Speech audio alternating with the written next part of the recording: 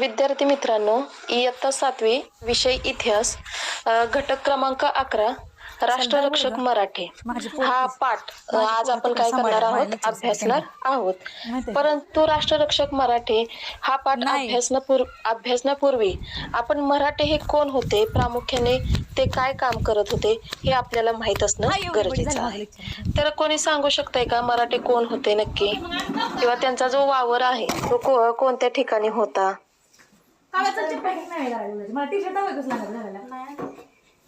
किंवा ते कुठे राहत होते, कोणी सांगू शकतंय का? बघा, आपण सगळे मराठीच आहोत. आपण आपला वावर कुठे आहे किंवा आपण कुठे राहतो? महाराष्ट्रामध्ये. बरोबर. तर आता बघा, मराठे हे प्रामुख्याने काय आहेत, महाराष्ट्रात राहणारे योद्धे आहेत. मग याच्यामध्ये शेतकरी असतील, कारागीर असतील, प्रशासकीय कौशल्य असलेले लोक हे काय आहेत, महाराष्ट्रात राहणारे एक योद्धे आहेत. मग आता यांचा मुख्य वावर जो आहे तो काय सांगितलेला आहे, सह्याद्री पर्वत असेल, त्याचबरोबर कोकण असेल, दख्खनचा प्रदेश असेल, यामध्ये त्यांचा काय सांगितलेला आहे, मुख्य वावर आहे. त्याच्यानंतर बघा, मराठा साम्राज्याचे संस्थापक कोण आहेत? मराठा साम्राज्याचे संस्थापक कोणी सांगतंय का मला? किंवा मराठा साम्राज्याची सुरुवात ही कोणी केली? शिवाजी महाराजांनी केली होती. शिवाजी महाराजांनी केलेली होती. तर बघा, मराठा साम्राज्याचे संस्थापक हे कोण होते?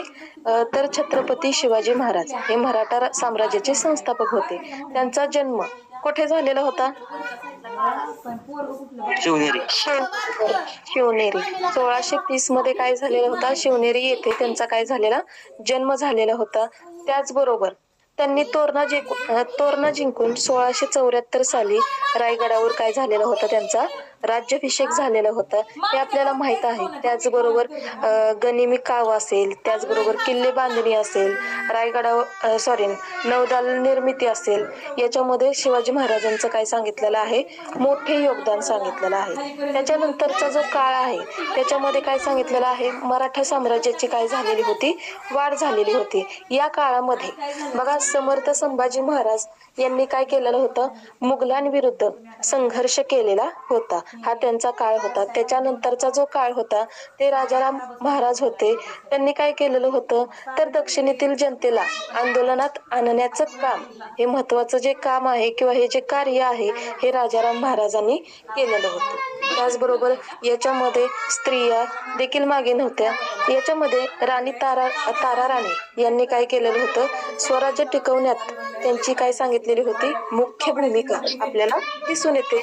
त्याचबरोबर शाहू महाराज असतील, त्यांनी काय केलेलं होतं, मराठा साम्राज्याची पुनर्स्थापना केलेली होती. हा काळ झाला म्हणजे महाराजांचा, छत्रपती शिवाजी महाराजांच्या नंतरचा काळ हा झाला. त्याच्यानंतर पेशवाईचा उदय झालेला होता. बघा, पेशवाईंच्या काळात मराठा साम्राज्याने उत्तरेला सतलज जी नदी आहे तिथपर्यंत आपला काय केलेला होता, विस्तार केलेला होता. त्याचबरोबर बाजीराव प्रथम असतील, नानासाहेब पेशवे असतील, यांनी साम्राज्य काय केलेले होते, मजबूत केलेले होते. आणि त्याचबरोबर 1761 मध्ये पानिपतचे युद्ध झालेले होते, म्हणजे तिसरे युद्ध होते. आणि त्या तिसऱ्या युद्धामध्ये काय झालेलं होतं, तर मराठ्यांचा पराभव झालेला होता. परंतु हा पराभव जरी झाला असला तरी पुन्हा मराठे उभं राहण्यासाठी काय केलेलं होतं, तर अहिल्याबाई होळकर असतील, मल्हारराव होळकर असतील, महादजी शिंदे असतील, यांचा काय झालेला आहे, याच्यामध्ये सिंहाचा वाटा दिसून येतो. तर बघा, या पाठामध्ये आज आपण मराठ्यांचा थोडक्यात इतिहास आपण बघणार आहोत. तर मी तुम्हाला स्क्रीन शेअर करते.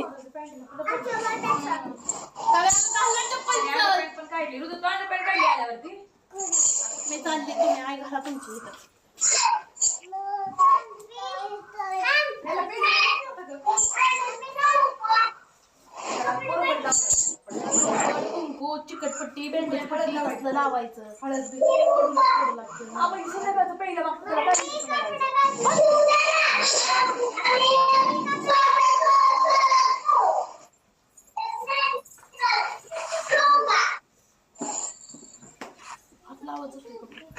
तर बघा, तुम्हाला प्रस्तावना थोडक्यात आपण सांगूया. कोणतरी आलं दुसरी मध्ये तर बघा बाजीरावांचा मृत्यू झालेला होता बघा एप्रिल 1740 मध्ये.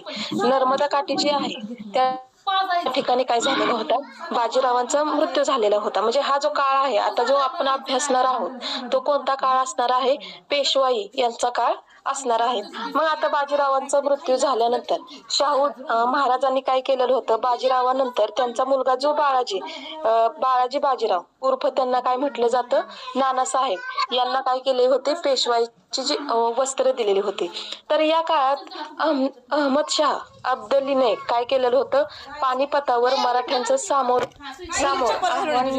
मराठ्यांच्या समोर काय केलेलं होतं, आव्हान निर्माण केलेलं होतं. तर याच्यामध्ये या सर्व घडामोडींची माहिती आज आपण या पाठात अभ्यासणार आहोत. तुला घरी तर बघा उत्तरेतील परिस्थिती, तर अफगाणिस्तानातून काय झालेलं आहे, पठाण हे आपल्या भारतामध्ये आलेले आहेत आणि गंगा यमुना ही जी नद्यांची काठे आहेत किंवा हा जो प्रदेश आहेत या ठिकाणी काय केलेलं होतं, त्यांनी धुमाकूळ घातला होता. मग या त्यांनी काय सांगितलेलं होतं, जे मराठी आहेत त्यांना काय केलेला बंदोबस्त करायला लावलेला होता आणि मराठ्यांनी देखील काय केलेला होता, त्यांचा बंदोबस्त केलेला होता. त्याच्यानंतर बघा अफगाणांशी संघर्ष. आता अफगाणिस्तानचा बादशाह अहमद शाह अब्दाली याला काय झालेलं होतं, तर भारतातील संपत्तीचे आकर्षण झालेले होते. कारण तर आपण जर पूर्वीच्या काळात जर बघितलं तर भारतामध्ये संपत्ती ही अफाट होती, जास्त होती संपत्ती. त्यामुळे त्याला काय झालेलं होतं, तर भारतातील संपत्तीचे आकर्षण झालेले होते. मग या काळामध्ये इसवी सन 1751 मध्ये त्याने पंजाबवर आक्रमण केलेले होते. त्याचबरोबर या काळात मुघल प्रदेशात त्यानं अंधाधुंदी निर्माण केलेली होती. अशा वेळेस मुघलांना अब्दाली जो बादशाह होता याच्या विरुद्ध भीती निर्माण झालेली होती किंवा तो आक्रमण करेल याची भीती निर्माण झालेली होती. म्हणून मुघल जे आहेत त्यांनी काय केलेलं होतं, मराठ्यांशी करार केलेला होता. मग हा करार काय होता, तर इसवी सन 1752 मध्ये बघा इसवी सन 1752 मध्ये एप्रिलच्या महिन्यात मराठ्यांशी त्यांनी काय केलेला होता, म्हणजे जे मुघल आहेत त्यांनी काय केलेला होता, मराठ्यांशी करार केलेला होता. या करारानुसार रोहिले असतील, जाट असतील, राजपूत असतील, अफगाण असतील इत्यादी शत्रूंपासून मुघल सत्तेचे रक्षण करणे हे काय केलेलं होतं, हा करार केलेला होता. आणि या कराराच्या बदल्यात म्हणजे मराठ्यांना रोख रक्कम मिळणार होती. शिवाय पंजाब असेल, मुलतान असेल, राजपुताना असेल, सिंध असेल या भागातून चौथाई वसूल करण्याचा हक्क देखील मराठ्यांना प्राप्त झालेला होता. तसंच अजमेर असेल आणि आग्रा असेल या प्रांताची सुभेदारी देखील मराठ्यांकडे देण्यात आलेली होती. तर हा करार होता इसवी सन 1752 मध्ये जो मुघलांनी मराठ्यांशी केलेला होता.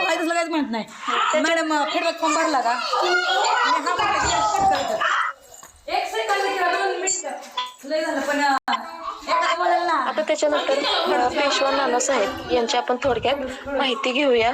तर नानासाहेब पेशव्यांचा भाऊ रघुनाथराव हा जयप्पा शिंदे व मल्हारराव होळकर यांना बरोबर घेऊन उत्तर भारतात अब्दालीशी मुकाबला करण्यासाठी मोहिमेवर गेला होता. कारण उत्तर भारतामध्ये अब्दालीने काय केलेला होता, हाहाकार माजवलेला होता. मग यासाठी नानासाहेब पेशव्यांचा जो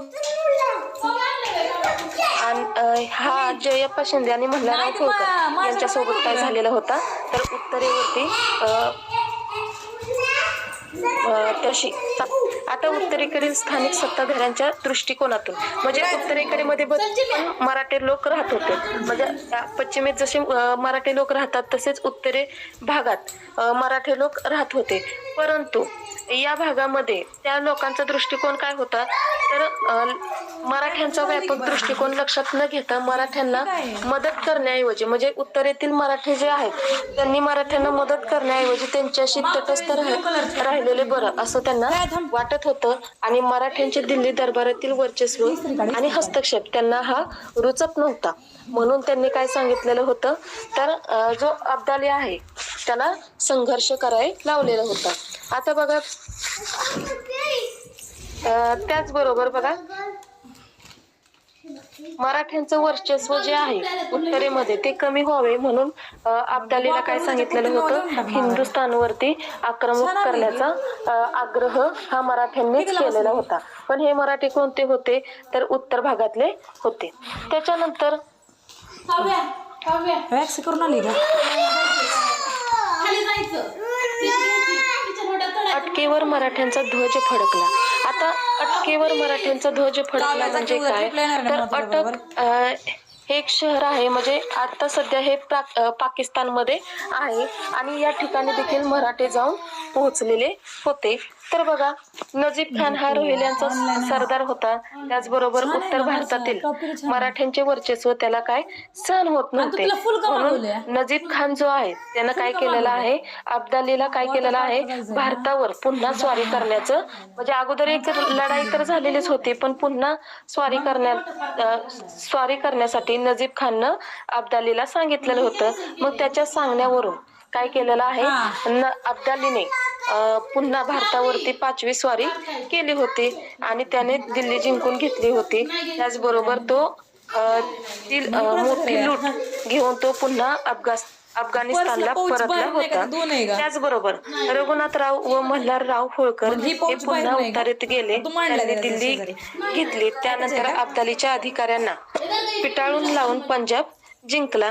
त्याचबरोबर अब्दालीच्या सैनिकांचा पाठलाग करत मराठे इसवी सन 1758 मध्ये अटकेपर्यंत पोहोचले. बघा, हे युद्ध झाल्यानंतर अफगाणिस्तानात अब्दाली पुन्हा परत गेला आणि अशा वेळेस इसवी सन 1758 मध्ये मराठे हे त्यांचा पिछा करत काय झालेले आहेत, त्या ठिकाणी अटक मध्ये गेलेले आहेत आणि त्या ठिकाणी त्यांनी काय केलेलं आहे, आपला जो ध्वज आहे त्या ठिकाणी फडकवलेला आहे. अटक हे आता सध्या पाकिस्तान या ठिकाणी हे शहर येतं. त्याच्यानंतर बघा, घालून देऊ. आपल्याला या ठिकाणी बघा दत्ताजींचा पराक्रम सांगितलेला आहे. तर दत्ताजी जे होते, दत्ताजी शिंदे आणि जनकराज शिंदे यांना काय केलेलं आहे, पेशवांनी पुन्हा उत्तरेत पाठवलेलं आहे आणि त्यावेळेस दत्ताजीराव जे आहेत ते काय झालेले आहेत, उत्तरेत गेलेले दिसून येतात.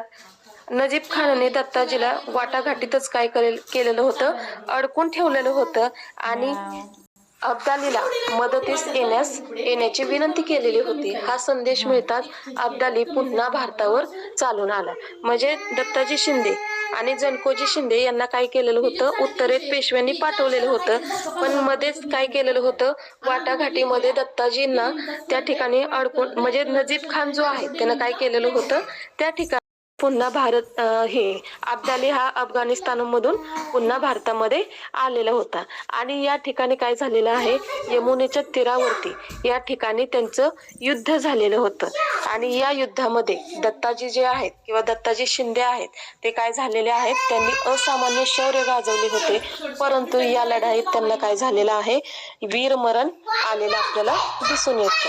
त्याच्यानंतरचं पुढं जे अब्दाली भारतातच होता त्या काळात पुन्हा सदाशिवराव भाऊ. आता हे सदाशिवराव भाऊ कोण आहेत तर बघा, अब्दालीचे पारिपत्य करण्यासाठी नानासाहेबांनी आपला चुलत भाऊ सदाशिव भाऊ व थोरला मुलगा विश्वासराव यांस उत्तरेला पाठवलेला आहे. आणि हा कोण आहे, सदाशिवराव भाऊ हा चिमाजी आप्पांचा मुलगा होय.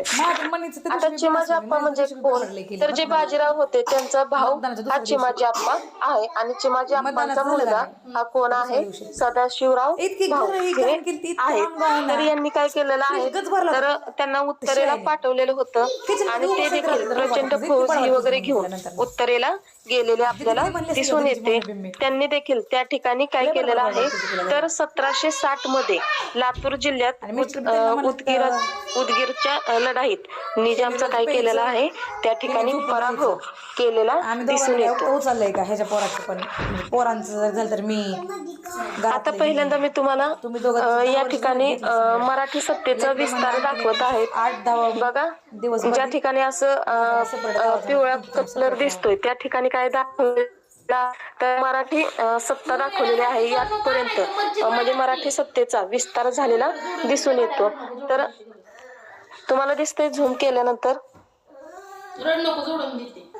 हिला नाही घेणार उद्या भाकरीला ट्रिपला. देवाच तू चला आपलं बाहेर हॅलो? पैसे वाया नको जायला. झालंय मॅम तुमचं.